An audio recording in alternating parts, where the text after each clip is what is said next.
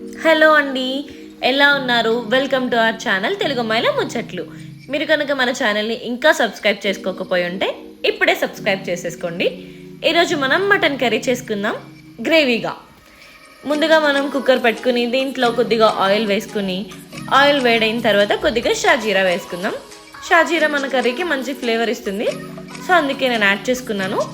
మీ ఇష్టం అనమాట వేసుకోవడం వేసుకోకపోవడం అనేది. ఇప్పుడు మనం సన్నగా కట్ చేసుకున్న ఆనియన్స్ వేసుకుందాం. ఆనియన్స్ కూడా బాగా ఫ్రై చేసుకుందాము.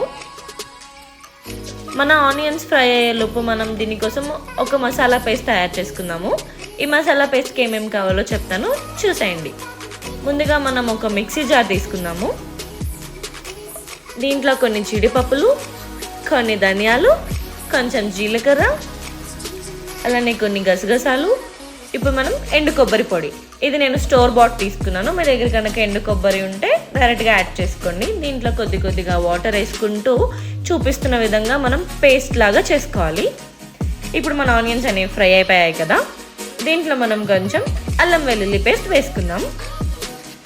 ఒక 1.5 స్పూన్ అల్లం వెల్లుల్లి పేస్ట్ వేసుకున్నాను నేను. ఇది కూడా మనం బాగా ఫ్రై చేసుకుందాము. చూస్తున్నారు కదా, ఇది కూడా ఫ్రై అయిన తర్వాత మనం దీంట్లో కడిగి పెట్టుకున్న మటన్ వేసేసుకుందాము. మటన్ నేను ఒక 300 to 400 గ్రామ్స్ మటన్ తీసుకున్నాను. దానికి తగ్గట్టుగా నేను ఇంగ్రీడియంట్స్ యాడ్ చేసుకున్నాను. మీరు ఎంత క్వాంటిటీ మటన్ తీసుకుంటారో దానికి తగ్గట్టుగా మీరు కూడా యాడ్ చేసుకోండి. మటన్ని మనం దీనిలో ఉన్న వాటర్ అంతా బయటకు వచ్చేంత వరకు మనం ఫ్రై చేసుకోవాలి మూత పెట్టుకుని. అలానే వాటర్ బయటకు వచ్చి ఆ వాటర్ అనేది ఇంకిపోవాలన్నమాట. అంతవరకు మనం మటన్ని ఫ్రై చేసుకుందాం. చూస్తున్నారు కదా, ఇంతవరకు మనం ఫ్రై చేసుకున్న తర్వాత కొద్దిగా పసుపు, అలానే ఒక 1.5 స్పూన్ కారం, 1.5 స్పూన్ కారం వేసాము కదా.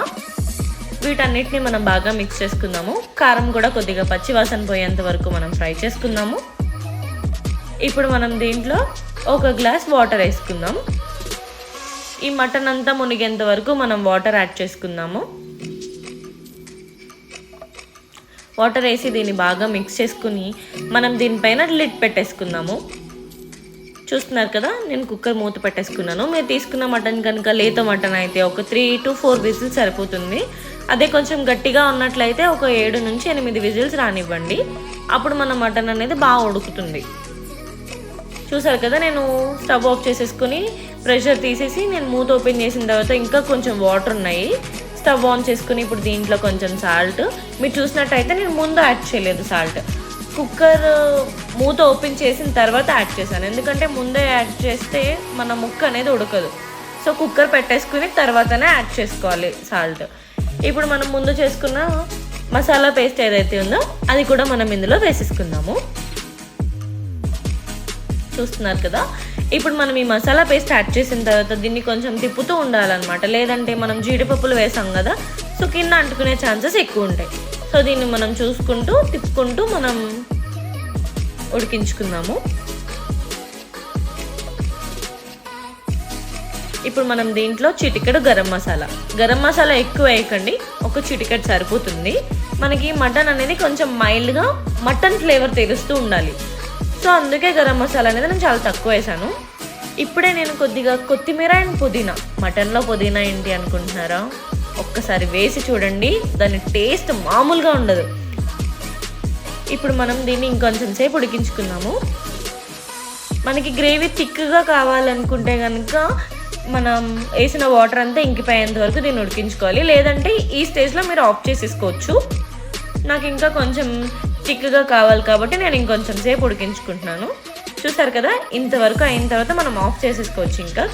ఇంకొంచెం పుదీనా కొత్తిమీర వేసుకొని తిప్పేసుకుని ఇంకా నేను స్టవ్ ఆఫ్ చేసేసుకున్నాను. ఇప్పుడు మన వేడి మటన్ కర్రీ రెడీ అయిపోయింది.